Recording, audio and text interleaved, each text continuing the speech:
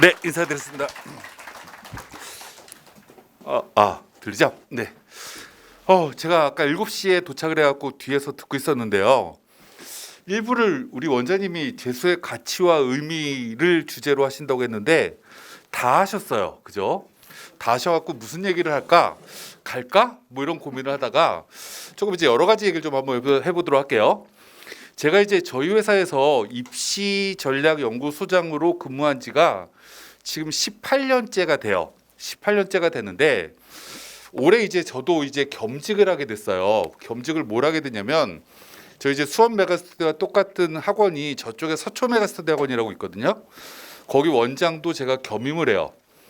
겸임을 처음 하다 보니까 학생들하고 어떤 제가 약속을 할까라고 고민을 하다가 제가 집이 여기 수지거든요. 수지 동천동이라는 곳에 샀는데 제가 저희 학원에 처음 우선반에 1월 9일 날 들어온 친구들한테 나는 매일 7시에 출근하겠다라고 이제 선언을 했어요.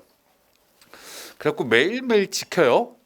나보다 일찍 온 애들한테는 뭐 여러 가지 선물도 주고 그리고 이제 10시까지 이제 여러분들하고 똑같이 학원에 있다 갈게 라고 하고 일주일을 버텼죠. 그래서 친구들이 공부할 때 저도 책을 읽었어요. 일주일을 딱 지났더니 죽겠더라고요. 그래서 왜 그럴까라고 생각을 해봤더니 제 나이가 54시거든요. 이제 연식이 오래되니까 안 되겠다라고 생각이 들어서 친구들한테 양해를 구했죠. 월수금만 할게. 나는 내가 수능 볼 게 아니잖아 라고 얘기를 하고 이제 월수금을 그렇게 해요.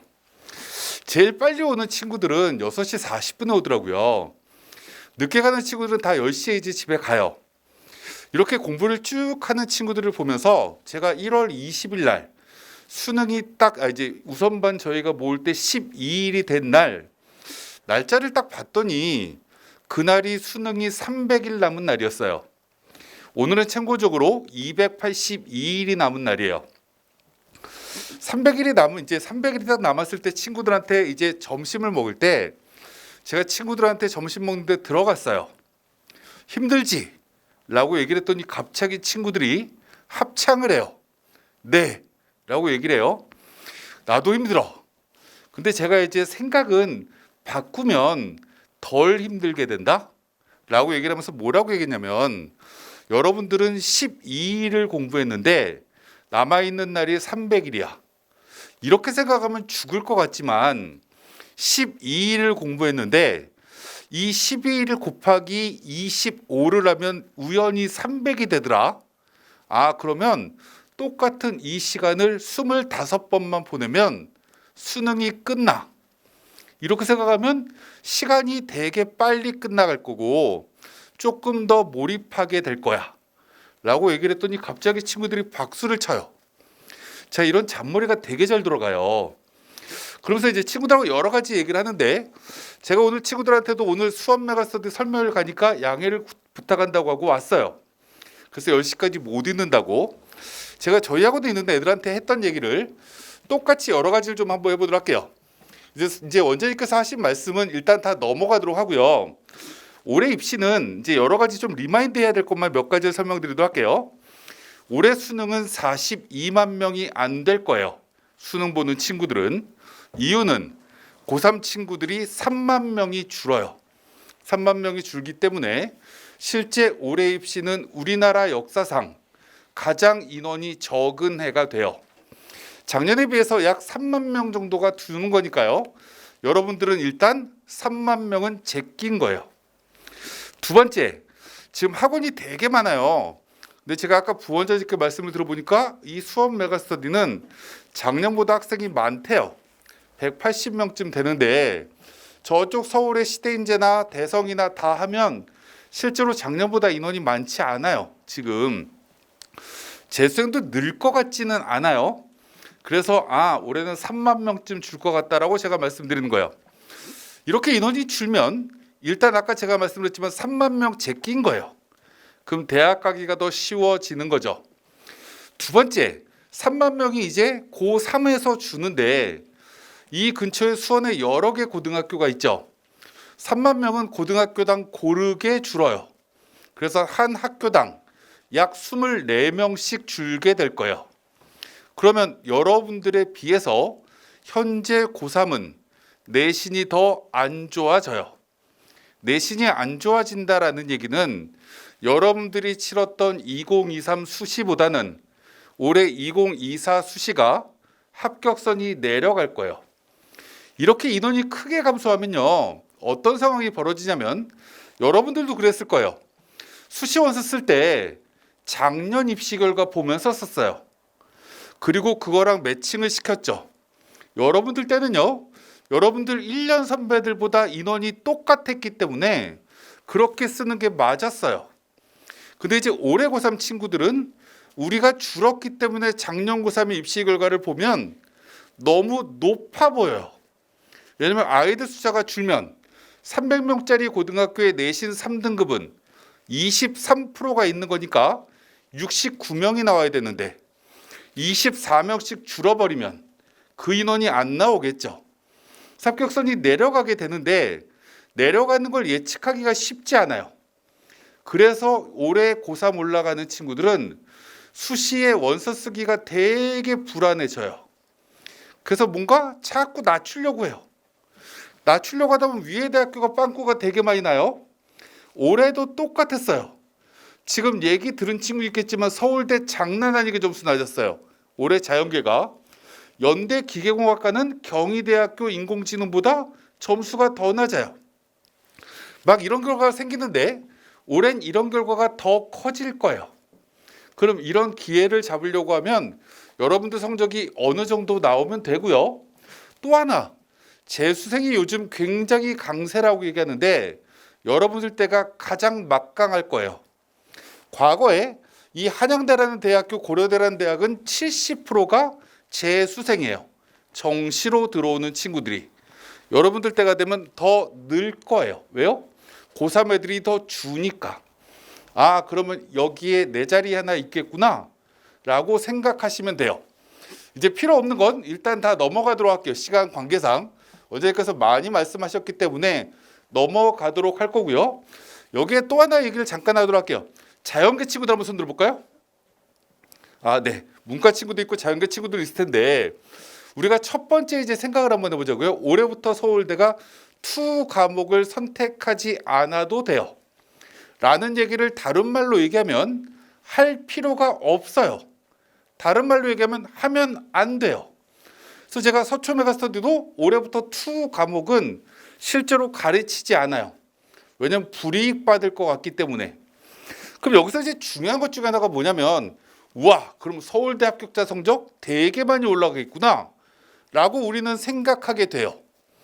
그럼 서울대는 가려면 점수를 되게 많이 받아야 되는구나? 맞아요. 그러면 어디가 낮아질 거냐면 약대 점수가 낮아질 거예요.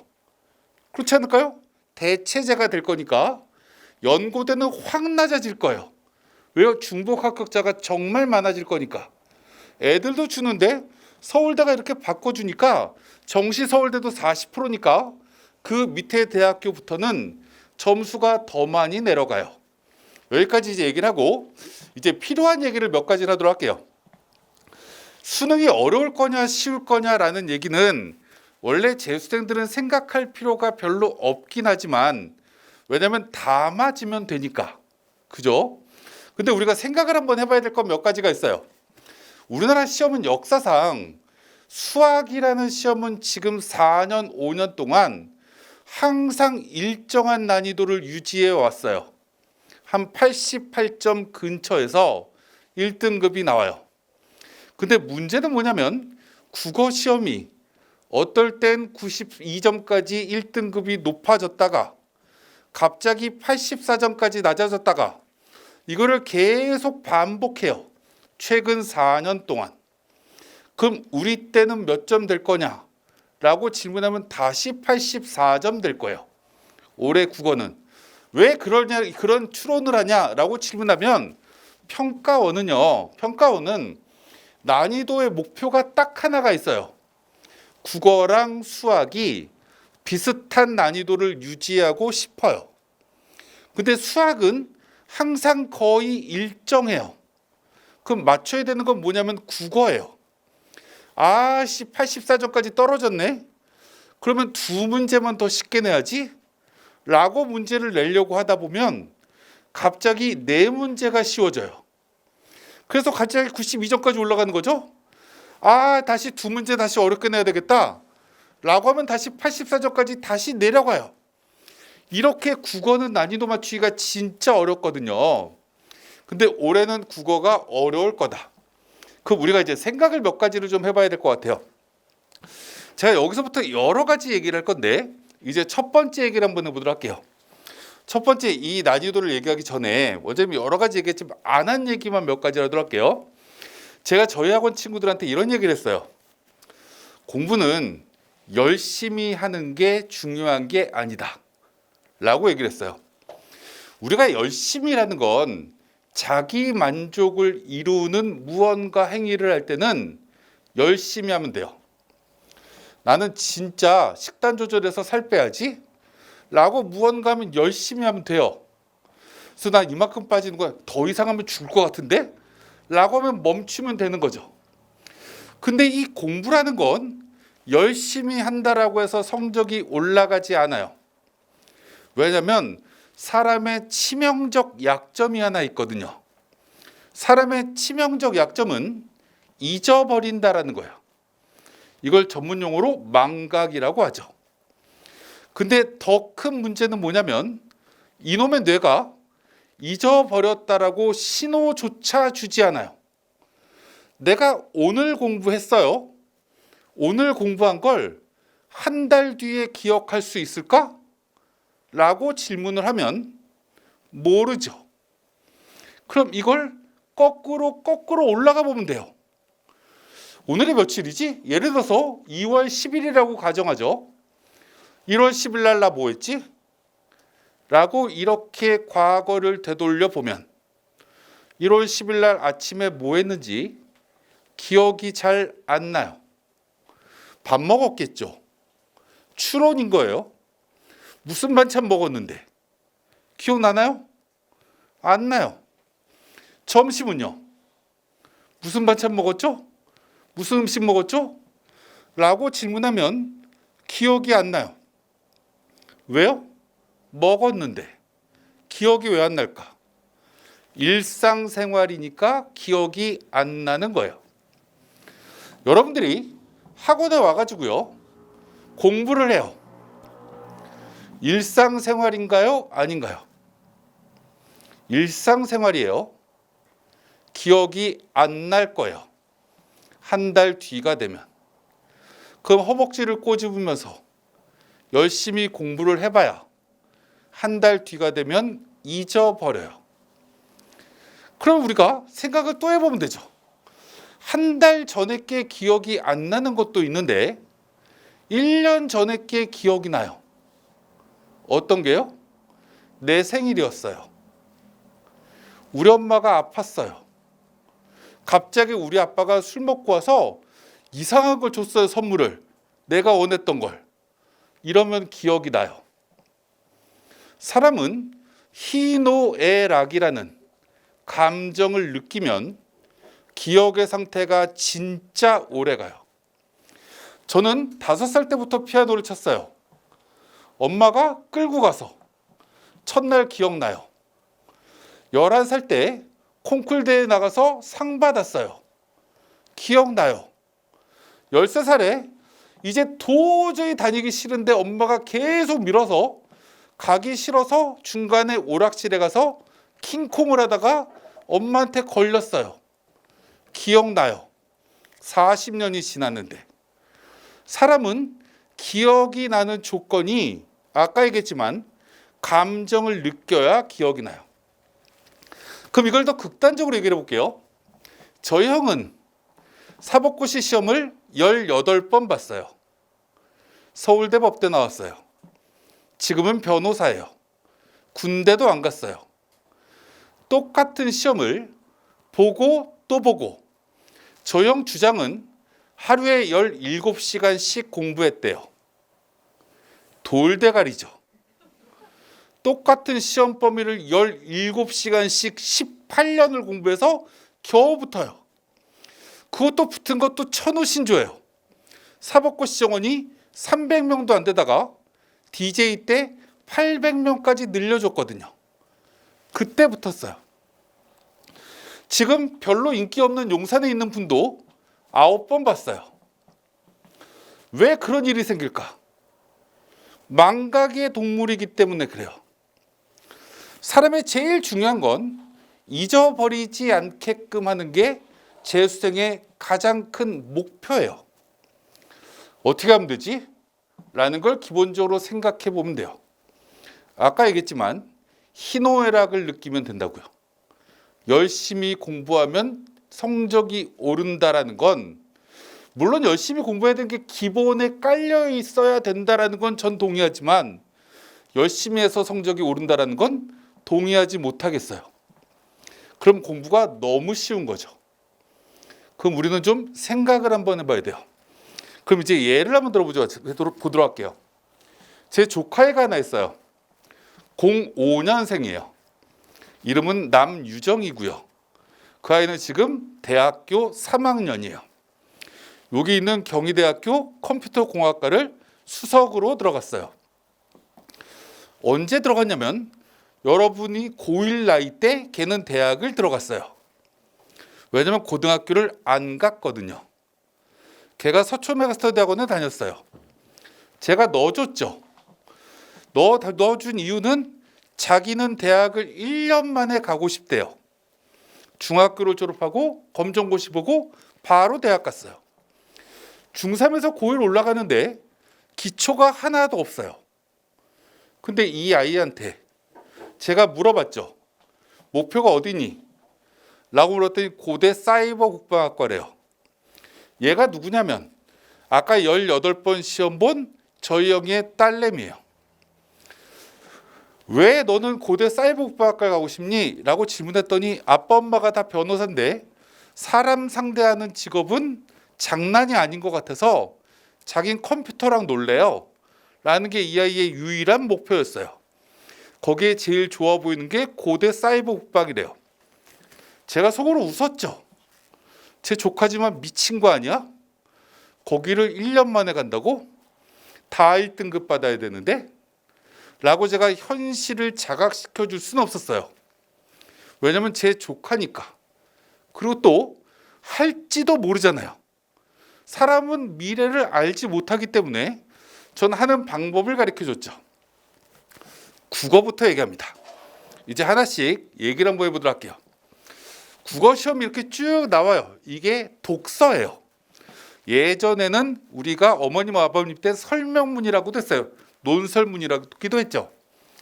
더럽게 어려워요. 물론 작년에는 조금 쉬웠고요. 재작년에는 더럽게 어려웠어요. 정답률이 23%짜리도 있어요. 정답률이 23%라는 얘기는 할머님들 모아놓고 시험 봤을 때 나오는 결과예요. 그잖아요? 오지선다형이니까. 그럼 풀려고 시험 문제를 낸 게 아니라는 거죠. 30% 미만의 문제가 되게 많아요. 이렇게 어려운 게 이 국어의 독서 파트예요. 제가 제 조카한테 이렇게 얘기했죠. 하지 마라 라고 얘기를 했어요. 이걸. 그러면서 뭐라고 얘기했냐면 이 문제는 1월 달에 해야 되는 게 아니야 라고 제가 첫 번째 제 조카한테 얘기했어요. 왜냐면 제가 이렇게 얘기했죠. 야 유정아, 너 국어 시험 보면 몇 점 맞는지 한 5년치 거 수능 한번 풀어볼래? 라고 얘기했더니 60점 정도가 나와요. 다 풀었더니. 근데 어디서 틀리는지가 막 왔다 갔다 해요, 아이가. 그래서 제가 이렇게 얘기했죠. 성적은 어디에서 10점을 더 맞든 상관없는 거야. 너는 90점까지만 맞으면 돼. 다른 말로 얘기하면 4개쯤은 틀려도 된다. 그러면 우리가 제일 중요한 건 어려운 거부터 공부를 해야 되는 게 아니라 쉬운 거부터 하는 게 사람은 지속적으로 공부하는 힘이 돼 라고 얘기했어요. 어려운 걸 공부하는데 1점 올라가려고 하면 시간이 되게 오래 걸려요. 반대로 쉬운 거를 완벽하게 하나하나 쌓아 나가는 건 시간이 그거보다 적게 걸리는 게 당연한 거죠. 그래서 제가 제 조카한테 문학부터 시켰어요. 야, 정답률이 쉬운 게 90%, 어려운 게 40%, 50%밖에 안 되는 게 이 문학이다. 17문제가. 라고 제가 얘기를 했어요. 그러면서 이거 다 맞자. 이거 다 맞으려면 어떻게 해야 될까? 라고 제 조카한테 얘기를 했어요. 그랬더니 이 친구가 열심히 하면 되겠죠? 라고 얘기하길래 그냥 10년치 거 수능 다 풀어봐. 라고 얘기했어요. 이것만. 그러면 너가 어떤 걸 느낄 거냐면 시에서 물어보는 패턴은 이런 거구나. 소설에서 물어보는 패턴은 이런 거구나. 고전에서 물어보는 패턴은 이런 거구나. 그래서 기본적으로 패턴을 네가 알게 돼. 네가 부족한 거를 그러면 찾을 수도 있어. 이렇게 무언가를 얘기했죠. 이렇게 설명하면 2시간이 걸리기 때문에 이제 빠르게 정리 한번 해보도록 할게요. 쉬운 거부터 하자라는 거예요. 이렇게 얘기를 하면 또 친구들이 이래요. 그러면 이거 지금은 어려운 것도 학원에서 막 가르치는데요. 들으세요. 그게 나중에 도움이 될 수 있어요. 지금 제가 얘기하는 건 여러분들이 혼자 공부할 때를 얘기하는 거예요. 혼자 공부할 때 쉬운 것부터 하나씩 완벽하게 끝내는 거예요. 그러려고 하면 여러분들이 순서를 만들어야죠. 나는 국어라는 게 제일 쉬운 게 시야. 예를 들어서 소설이야. 다 맞나? 라는 걸 점검해 보면 돼요. 다 맞으면 한 5년치 거 수능을 다 풀어봤더니 하나, 2개 정도만 빼고 다 맞아. 이러면 안 해도 돼요. 왜냐면 학원에서 수업으로 진행이 되고요. 모의고사에서도 계속 풀어볼 기회가 있고요. 여러 가지 다시 그걸 반복할 수 있는 기회가 만들어져요. 그 다음에도 똑같은 거죠. 계속 이렇게 무언가를 할 수 있는 게 있어서 확인이 되니까. 그럼 그 다음에 쉬운 게 뭐지? 순서를 이렇게 쭉 정리를 하면 이 문학부터 비문학까지 그리고 선택 과목까지 순서가 쭉 만들어질 거예요. 나는 과학 지문을 제일 마지막에 해야 되겠구나. 그 다음엔 사회 지문이야. 그 다음엔 인문 지문이야. 이렇게 무언가 순서를 만들어 놓는 거예요. 앞에 거를 언제까지 끝내야 되겠다. 계획을 이렇게 만들어 놓는 게 여러분들이 해야 될 일이에요. 난 그래서 문학 쪽은 3월 달까지 다 끝낼 거고요. 엄매는 4월 달까지 다 끝낼 거고요. 5월 달 이후에 독서 부분을 본격적으로 시작할 거예요. 뭐 이렇게 계획이 만들어지면 되는 거죠. 수학도 마찬가지예요. 이제 수학을 다른 얘기로 또 한번 해보도록 할게요. 탐구도 마찬가지인데 제가 제 조카한테 이런 얘기를 했어요. 수학 문제집을 딱 보면 문제를 딱 보는 순간 머릿속에서 풀 수 있겠는데? 라고 신호가 오는 문제가 있다. 풀 필요가 있을까라고 질문하면 풀 필요가 없어요. 왜냐하면 펜을 들고 풀면 10중 8구 다 풀리거든요. 그런 경험 되게 많이 했을 거예요, 친구들도. 어떤 문제는 읽자마자 17 다음 숫자가 기억이 나요.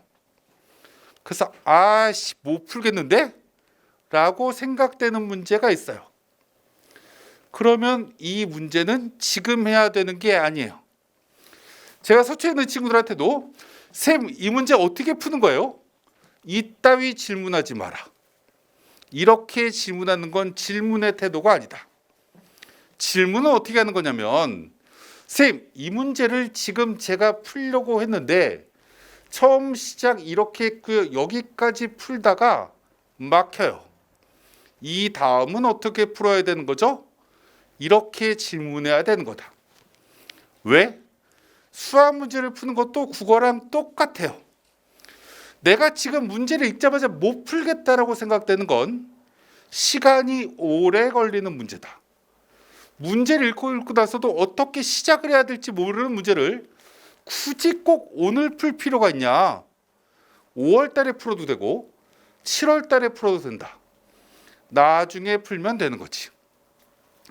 어떤 문제는 풀 수 있을까? 라고 생각되는 문제가 여러분들이 1월 달, 2월 달, 지금 2월 달이지. 2월 달에 공략해야 되는 문제다. 풀 수 있을까라고 생각되는 문제는 과거에 풀어봤던 경험이 있었던 것 같은데 지금 내가 자신이 별로 없는 문제예요. 풀어보죠. 시작을 끄적끄적 하다가 안 풀려요.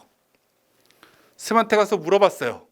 쌤, 이렇게 시작하는 거 맞는 것 같은데 그 다음에 이해가 안 갔는데요? 어떻게 해야 되는지 모르겠는데요? 그때 선생님이 막 설명해서 이해가 되니? 라고 쭉 설명을 해줘요. 고개를 끄덕끄덕하면서 감사합니다 하고 가요. 그리고 자기 자리에 돌아와가지고 연습장에다가 그 문제를 풀어봐요. 풀려요. 이렇게 푸는 거구나. 덮고 다음 문제로 넘어가요. 이것도 제정신이 아닌 거예요. 사람은요, 선생님한테 방금 전에 1분 전에 물어봤어요. 이렇게 푼다라는 걸 머릿속에 사진 찍어갖고 자리에 왔어요. 그리고 지가 다시 연습장을 풀면 당연히 풀리죠. 우리 뇌가 아메바는 아니잖아요. 그 정도 기억은 해요. 그리고 풀 수 있다라고 생각하면 착시 현상이에요. 자리에 돌아오면 이렇게 하면 돼요. 내가 현우진이라고 생각하고 제가 자기 자신을 가리키는 거예요. 윤건아, 아까 선생님이 이 문제 이렇게 설명했어. 처음 시작은 이렇게 하는 거였고 두 번은 이 개념을 알아야 다음 개념을 넘어가고 다음엔 이렇게 푸는 거야? 라고 쭉 자기를 설명하면 돼요. 근데 아까 제가 말씀드린 거 연결시킬게요. 한 달 뒤에 기억날까요? 안 날지 날지 몰라요. 그러면 확인해 보면 되죠. 일기장 하나를 만드는 거예요? 노트 하나를 만들어요? 오늘 공부한 건 3월 10일이라고, 오늘이 며칠이죠? 오늘이 며칠인지 잘 모르겠는데 2월 10일이라고 하자고요. 3월 10일이라고 하고 노트 하나를 만들어요. 거기다가 오늘 선생님께 물어봤던 이 문제를 적어놔요. 그리고 3월 10일 날 됐을 때 그 문제를 풀려고 보는 거죠. 다시. 그러면 그 문제를 풀 수 있을까? 없을까? 확인하는 기회가 되죠. 풀려요. 기분이 얼마나 좋을까요? 와, 한 달 뒤에 풀었는데도 풀리네. 기쁘죠. 그러면 기억이 오래 간다고요. 그러면 이거 수능 때까지 기억할 수 있겠는데? 라고 생각할 수도 있지만 어차피 수능은 실수하면 안 되는 거니까 한 번만 더 확인 기회를 가져볼까? 한참 뒤에 5개월 뒤로 넘어가 보자. 8월 1일 일기장에다 10일 일기장에다 또 적어놔요. 그 문제를.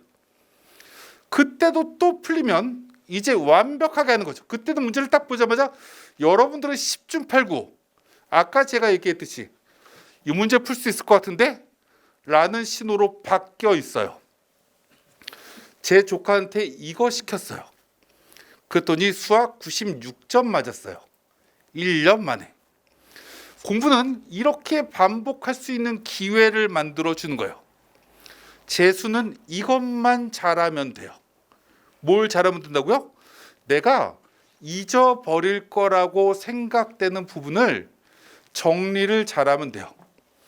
그때 제일 중요한 건 내가 오늘 공부한 걸 모두 다 적어 놓은 걸 책상에다가 붙여요. 그런 거 하지 마세요. 저영이 사법고시를 18번 떨어진 이유는 봤던 책을 보고 또 보고 보고 또 봐서 그래요. 사람은 착시 현상이라는 게 있어요. 봤던 책을 또 보면 우와, 저번에 외웠던 거다 라고 반가워요. 다 적혀있는 책을 또 보면 우와, 저번에 적혀있는 거랑 똑같네 라고 생각이 들어요. 그래서 쭉쭉 읽으면 머릿속에서 맞아. 한 달 전에 공부한 내용이랑 똑같아. 머릿속에 있어. 라고 복습을 했다라고 착각해요. 재수생의 가장 큰 적은 이거예요. 왜요? 작년에 봤던 책을 또 보는 거거든요. 또 수능만 공부하는 거다 보니 2월 달에 공부했던 걸 5월 달에 또 보고요. 5월 달에 공부했던 걸 8월 달에 또 봐요. 다 적혀 있는 책을 계속 보면 착시 현상만 강화돼요. 잘못하면 저희 형처럼 수능 시험 18번 볼지도 몰라요. 제가 놀랍게도요. 저희 서초에는 별의별 친구들이 다 있어요. 90년생이 들어왔어요.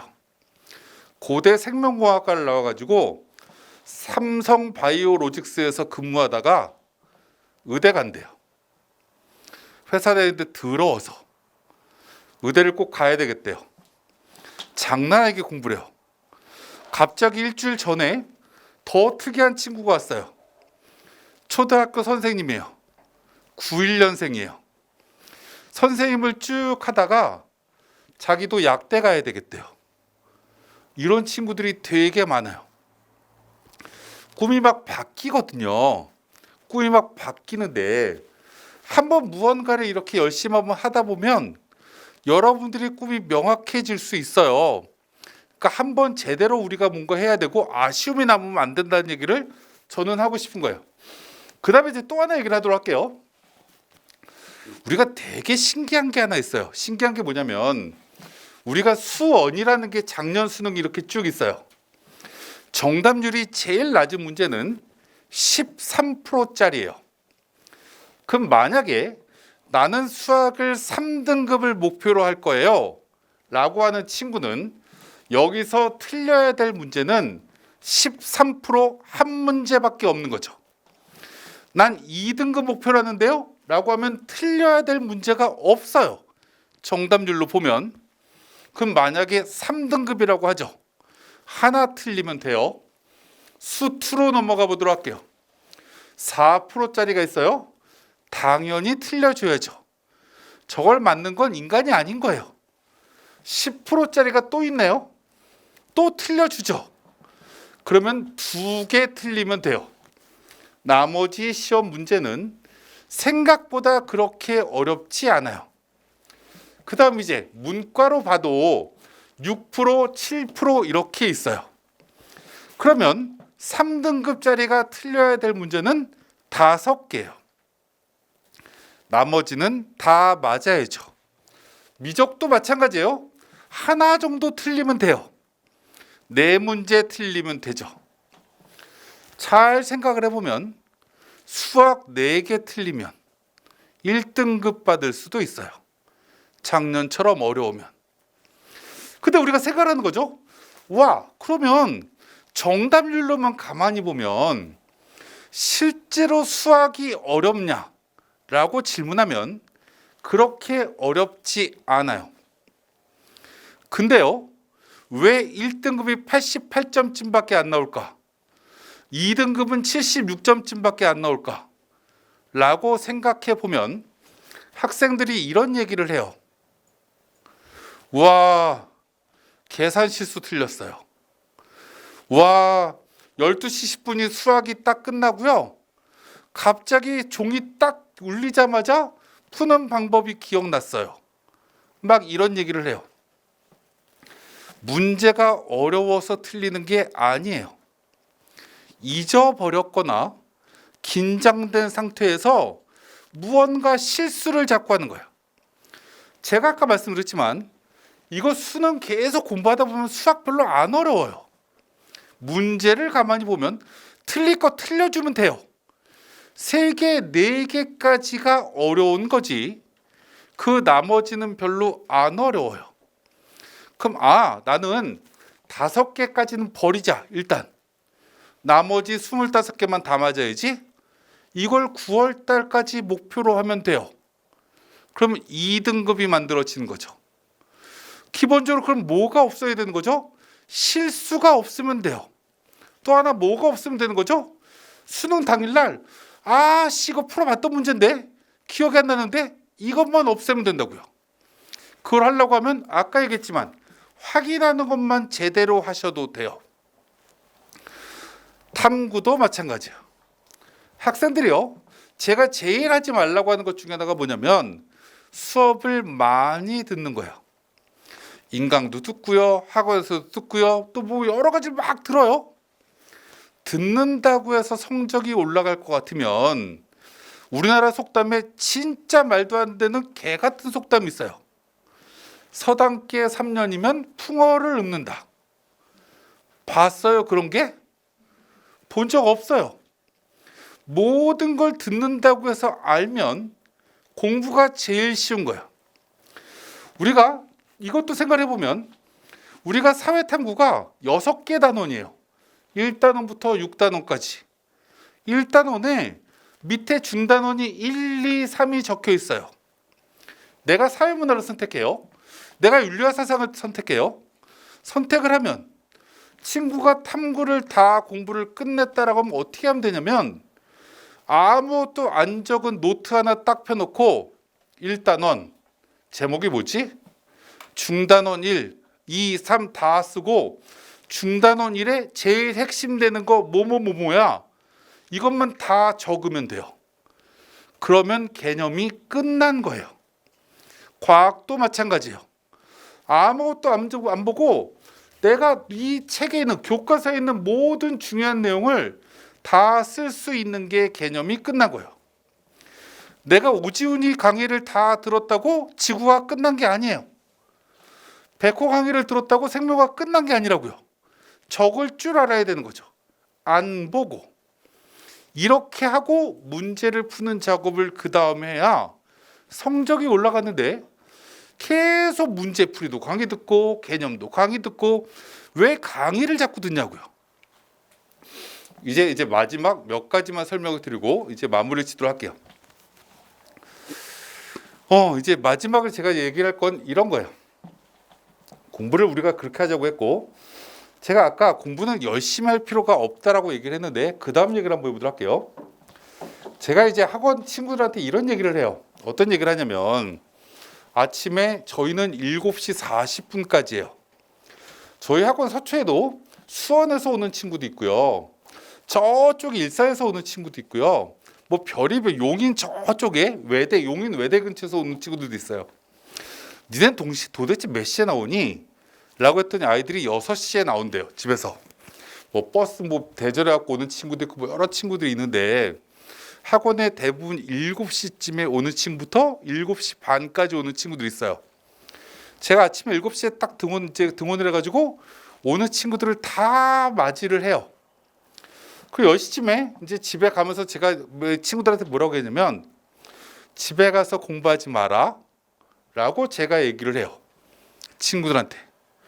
집에 가서 공부 또 하지 마세요. 그런데 하나 생각을 해야 될 거는 하나 있어요. 아까 제가 말씀을 드렸지만 우리가 마무리를 하든 아침에 하셔도 돼요. 아침에 오자마자 영어 단어 외워야지 이런 거 하시지 말고 밤에 하셔도 되고요. 하나만 이걸 해주셨으면 좋겠어요. 내가 오늘 아침부터 밤까지 공부한 걸 그냥 머릿속에 정리를 한번 해보는 거예요. 정리를 쭉 한번 해보면 내가 국어를 오늘 이런 내용을 공부했지. 이렇게 하다 보면 갑자기 아까 공부한 것 중에 기억이 안 나는, 예를 들면 한국사의 철기시대 뭐 예를 들어서 유물이 2개였는데 왜 하나밖에 기억이 안 나지? 이렇게 무언가 떠오르는 게 있어요. 그럼 아침에 내가 이거 꼭 가서 먼저 제일 한번 확인해 봐야지. 아니면 밤에 못 찾는 친구는 확인해 봐도 되고, 이런 무언가 복기는 한 번쯤 해보실 필요가 있다 라는 말씀을 드리면서 마지막으로 제가 말씀드릴 건 이런 거예요. 공부는요 다 맞아야 되는 친구도 있고요, 어떤 친구는 2등급만 맞아도 되는 친구가 있어요. 근데 제가 어떤 친구한테 이렇게 이제 질문했어요. 올해 수능이, 그러니까 작년 수능이 100분위가 249점 받은 여학생이에요. 평균 83점 되는 아이죠. 제가 이 친구한테 물어봤어요. 너는 어디 가고 싶어서 재수하니? 라고 이렇게 질문했더니 글밤에요. 이렇게 얘기를 해요. 성균관대 글로벌 바이오 메디컬 이렇게 질문을 얘기를 했죠. 왜 거기야? 라고 이렇게 질문을 했더니 이 친구가 이렇게 얘기해요. 거기 정도는 갈 수 있을 것 같아서요. 라고 이렇게 얘기를 하는 거예요. 제가 저희하고 서초학원 친구들한테 이런 얘기를 처음 했어요. 어떤 얘기를 했냐면 내가 원장을 처음 오래 했다. 나는 진짜 잘하고 싶다. 근데 내가 잘하는 건 여러분들 성적이 많이 오르는 거다. 그래서 성적이 진짜 많이 올라서 난 입시전략 연구소장을 17년 동안 하면서 기자들 진짜 많이 한다. 뭐 KBS건 YTN이건 등등 기자들 다 불러 모으고 싶다. 여러분들 성적이 평균 몇 점이 올랐다라고 자랑하고 싶다. 근데 어떤 친구는 쫀쫀하게 글밤이라고 얘기한다. 그러지 말자 우리. 최소한 스카이를 가든 의대를 가든 꿈을 좀 크게 가졌으면 좋겠다. 라고 제가 마지막으로 친구들한테 얘기했어요. 여러분들이요. 안분지족일 수도 있고요. 무언가 현실적으로 목표를 세울 수도 있어요. 제가 아까 얘기했지만 제 조카애가요. 경희대학교밖에 못 갔던 이유가 있어요. 이유가 뭐냐면 수학을 96점 맞았거든요. 물리를 50점 맞았어요. 화학을 47점 맞았고요. 쓸데없는 영어를 100점 맞았어요. 여기까지는 장난 아니에요. 근데 얘가 21학번인데요. 그때 이 아이가 국어가 지문이 되게 길었던 애거든요. 갑자기 국어에서 멘붕이 온 거예요. 그래서 국어를 4등급 맞았어요. 얘는 6월달 모의고사 때 평균 2등급이었고요. 9월달 모의고사 때 평균 1등급이었어요. 성적이 비약적으로 올라가요. 얘는 고대 사이버 국가학과라는 목표를 6월달부터 도달할 수 있을 거라고 원래 믿었었어요. 성적이 좀 떨어져갖고 한 번 더 하자고 했더니 안 한다라고 해서 그러니까 자기 1년 만에 대학 간다고 했기 때문에 그 목표를 이룰 필요가 없다라고 이 친구는 얘기하지만 저는 여러분들한테 얘기하고 싶은 거 이런 거예요. 몇 점 올려야지 라고 생각을 하면요. 그 목표가 여러분들을 편안한 마음으로 자꾸 끌고 가요. 제가요 오늘 서초에 있는 친구들 2명을 퇴원시켰어요. 퇴원 이유가 뭐냐면 저쪽에 반포에 세화고등학교가 있거든요. 제가 우선반 기간 동안에 친구들하고 얘기 못하게 했어요. 굳이 얘기하지 말자. 그리고 저희 우선반에 똑같은 고등학교 다니는 애들이 딱 2팀이 있었어요. 세상은 공정해야 되고 공평해야 된다. 다른 애들은 다 한 학교에 한 명씩 와서 아무도 모르는데 친구 있다고 떠드는 건 제가 절대로 못 보겠다. 그때 2명이 자꾸 옥상 갖고 떠들고 막 어디 수박고 떠들고 그러길래 제가 오늘 퇴원시켰어요. 2명을. 직원들이 막 말려요. 제가 그 친구들한테 얘기했거든요. 규칙은 정하자라고 처음에 다 약속을 했거든요. 규칙을 좀 정하셨으면 좋겠어요. 내가 하루하루에 어디까지를 끝낼 건지, 어디까지를 끝내서 나중에 어디까지를 끝낼 거고 내가 국어는 어디까지를 언제 끝낼 건지를 이렇게 쭉 세우다 보면 내 점수가 어디까지 올라갈지 몰라요.